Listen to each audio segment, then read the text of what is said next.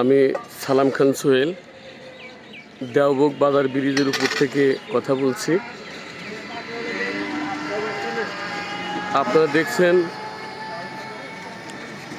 আমাদের অত্র এলাকার পরিচিত ব্যক্তি মোহাম্মদ সুজাব। মানুষ সুজাব পাগলা বলে পরিচিত। ব্রিজের সাইডে যে কাদা এবং মাটি পড়েছে তা নিজের ইচ্ছায় নিজের শ্রম দিয়ে স্বেচ্ছাশ্রম দিয়ে পরিষ্কার করছেন। আসলে সামাজিক কাজকর্ম করতে গরিব ধনী বিত্তশালী বিষয় না, মনের ইচ্ছাটাই সবচেয়ে বড়। একটা সময় চুরির অপবাদ ছিল, এখন সে চুরির থেকে তার কর্মকাণ্ড সরিয়ে নিয়েছেন, আর চুরি করেন না।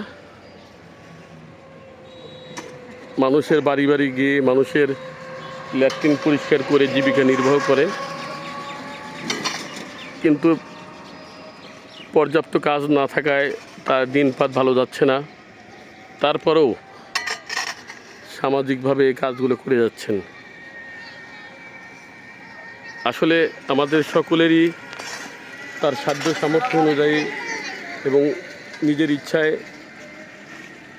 নিজের আশপাশে পরিষ্কার করার জন্য উদ্যোগী হওয়া উচিত। আমাদের মাননীয় প্রধানমন্ত্রী তিনি সম্প্রতি এক ভাষণে নিজেদের শহর নিজেদের পরিষ্কার করার উদ্যোগ নেওয়ার জন্য উদাত্ত আহ্বান জানিয়েছেন। সেই হিসেবে আমাদের সুজাব পাগলা ওরফে সুজাব ভাইয়ের এই উদ্যোগটা সত্যি প্রশংসনীয়। SM news BD, Raiganj, Sirajganj.